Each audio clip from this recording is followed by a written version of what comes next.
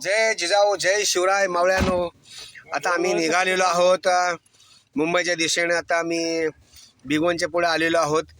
हे आमचे सहकारी हे तुकाराम पवार आहेत, हे बाळासाहेब पाटील, हे जे आहेत हे आमचे मित्र, खास जवळचे मित्र रणजित पाटील, हे आहेत आमचे ज्ञानेश्वर मोरे. काय तर ह्या आमचा सगळा समूह आता निघालेला आहे मित्रांनो. मनोज भाऊ जरांगे पाटील यांना पाठिंबा देण्यासाठी, मनोज दादा जरांगे पाटील यांना पाठिंबा देण्यासाठी आपण निघालेलो आहोत. आता मित्रांनो, मनोज जरांगे पाटील गेल्या कित्येक महिन्यापासून ते घरी गेलेले नाहीत आपल्या कुटुंबाला भेटायला. त्यामुळे आपलं आद्य कर्तव्य आहे कुठल्याही परिस्थितीमध्ये त्यांना एकटं पडू द्यायचं नाही आणि त्यांच्या पाठीमागे खंबीरपणे उभं राहायचं. फार वर्षानंतर असं दृश्य आपल्याला पाहायला मिळालं मित्रांनो. छत्रपती शिवाजी राजाने जसे अनेक 18 पगड जातीतले मावळे एकत्र केले, त्यानंतर 400 वर्षानंतर मनोजभाऊ जरांगे पाटलांनी सगळ्या मराठ्यांना एकत्र केलं. ही मराठ्यांची एकत्र मोळी बांधली आणि मराठ्यांना त्यांच्या हक्काची आणि कर्तव्याची जाणीव करून दिली. आपलं आरक्षण गेल्या अनेक वर्षापासून बाकीचे लोक खात आहेत.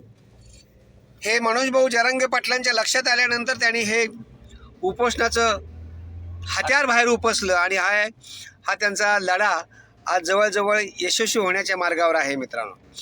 महाराष्ट्रातल्या कानाकोपऱ्यातून सकल मराठा समाज मुंबईच्या दिशेने निघालेला आहे. आता काही लोकांचं असं म्हणणं आहे की आम्ही मुंबई जाम करायला निघालोय. मुंबईत राहणारे हे आमचे बांधव आहेत, त्यांना त्रास व्हावा असा आमचा कुठलाही उद्देश नाही. आरक्षण एकच आमचं लक्ष आहे मित्रांनो. मुंबईकरांनो, तुमची गैरसोय होत असेल त्याबद्दल आम्ही दिलगिरी व्यक्त करतो, पण तुम्हाला आणि तुमच्या परिवाराला त्रास देणं हा आमचा मुळीच उद्देश नाही आहे. आमच्या पुढच्या पिढींना काहीतरी, आमच्या बापाची पिढी या मराठा पुढाऱ्यांची सेवा करण्यामध्ये गेली, आमची पिढी त्यांच्या पोरांची सेवा करण्यात गेली. निदान आमची पिढी त्यांच्या नातवाची सेवा करण्यामध्ये जाऊ नये. हे भ्रष्टाचार करून यांनी करोडो रुपयाची प्रॉपर्टी कमवली. पुढच्या 10 पिढ्या बसून खाईल एवढी प्रॉपर्टी त्यांनी निर्माण केली मित्र. आणि हे सारखं पक्ष बदलतात. विशेष म्हणजे ह्यांच्या मागे लावली ईडी की लगेच पक्ष बदलतात. ज्या पक्षाला हे लोक नावं ठेवत होते आणि जो पक्ष ह्या पक्षाला हा भ्रष्टाचारी पक्ष आहे, त्याच भ्रष्टाचारी पक्षातले लोक हे फोडून आपल्या पक्षात घेऊन त्याला स्वच्छ धुवून अगदी कावळ्या बगड्यासारखं करायला लागलेत.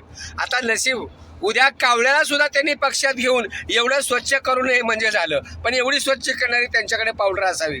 असे हे आपले मराठा नेते, दल बदलू नेते, स्वार्थी नेते, यांच्या नेत्यांच्या मागं आता लागायचं नाही. आपल्या पुढच्या पिढीच्या भवितव्याची काळजी आपल्याला करायची आहे. पुढच्या पिढीला चांगली नोकरी मिळावी, शिक्षणामध्ये आरक्षण मिळावं, नोकरीमध्ये आरक्षण मिळावं, यासाठी आपण हा आरक्षणाचा लढा उभा केलेला आहे. आणि मनोजभाऊ जरांगे पाटील हे आपले सेनापती आहेत. हा असा सेनापती आहे, ना झुकणारा ना वाकणारा, समोरच्याला वाकू. गेली ऑगस्टपासून त्यांचा हा लढा उभा आहे. ऑगस्टपासून त्यांनी 2-3 वेळा उपोषण केलं. सरकारनं अनेक वेळा त्यांना शब्द दिले, वचन दिलं, पण सरकार हे गेंड्याच्या कातडीचं आहे. ह्या सरकारला काही फरक पडत नाही. म्हणूनच आज आपण सगळे मराठे मुंबईच्या दिशेने निघालेलो आहोत. तुम्हाला आरक्षण द्यायला भाग पाडू, त्याशिवाय आता आम्ही मुंबई सोडणार नाही आणि त्याशिवाय आम्ही आता माघार घेणार नाही. मित्रांनो, तुम्हा सगळ्यांचं खूप खूप सहकार्य तुम्हा सगळ्यांचं खूप खूप सहकार्य आहे. यापुढे सुद्धा तुम्ही आम्हाला ह्या आरक्षणामध्ये असंच सहकार्य करावं. परवाची एक बातमी होती, 14 महाराष्ट्र शासनाने सर्व चॅनलला बंदी घातलेली की मराठा आरक्षणाच्या बातम्या देऊ नका. हे जे आपलं आंदोलन चालू आहे ह्याच्या बातम्या देऊ नका. काही फरक पडत नाही हो आम्हाला. आम्ही मराठे इतके लढाऊ आहोत, एवढे चिकट आहोत. तुम्ही बातम्या दिल्यानं काही फरक पडत नाही आहे. लक्षात ठेवा, कोंबड्याला किती जरी झाकून ठेवलं तर कोंबड्या कधी हरवायचा थांबत नाही. हे शासनकर्त्यांना सांगायचं आहे. एक लक्षात ठेवा, तुम्हाला आरक्षण द्यावंच लागेल. अण्णाजी पंत, तुम्ही सुद्धा लक्षात ठेवा, तुम्ही काल मराठा समाजाबद्दल तुच्छ बोललात. तुम्हाला पत्रकाराने प्रश्न विचारला मराठा समाजाच्या बातम्या दाखवण्यासाठी सरकारने बंदी घातली असा प्रश्न पत्रकाराने विचारल्यानंतर तुम्ही म्हणालात मला असल्या फालतू प्रश्नाला उत्तर द्यायचं नाही. म्हणजे तुम्हाला मराठे फालतू वाटतात. पुन्हा मराठ्याच्या दारात मताची भीक मागायला येऊ नको अण्णाजी पंत, एक लक्षात ठेव. महाराष्ट्रामध्ये 34-35% मराठा आहेत. हे येत्या निवडणुकीमध्ये तुला तुझी जागा दाखवतील आणि तुला करेक्ट कार्यक्रम केल्याशिवाय हे मराठे थांबणार नाहीत. तू किती मराठा द्वेषी आहेस, मराठ्याच्या बद्दल तुझ्या मनामध्ये पराकोटीचा द्वेष आहे, पण आम्ही एवढे नफरत करणारे मराठे नाहीत.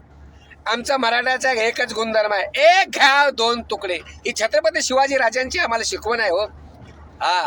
तुझ्यासारखं असं आमच्या मनामध्ये विष भरलेलं नाही आहे. इतका आम्ही कुठल्याही जाती धर्माचा द्वेष करत नाही. मराठा समाज हा सगळ्यांना सोबत घेऊन जाणारा समाज आहे. त्यामुळं आम्ही कुठल्याही समाजाचा द्वेष करत नाही, मत्सर करत नाही. हा समाज एकच मिशन मराठा आरक्षण. आता चलो मुंबई. आता आम्ही पुण्याच्या जवळ आहोत. काही क्षणामध्ये आम्ही लोणावळ्याच्या खाली उतरू. तुम्ही सुद्धा महाराष्ट्रातले अजून कोणी यायचे राहिले असतील तर पटकन तुम्ही तयार लागा. उद्या मनोज भाऊ जरांगे पाटील उपोषणाला सुरुवात करतायत. हे आपल्या सेनापतीला आपण सगळ्यांनी सहकार्य करायचं आहे. तेव्हा आपल्या माता भगिनी ज्यांना कोणाला यायचं आहे त्यांनी मुंबईच्या दिशेने निघा. तुर्तास इथेच थांबतो.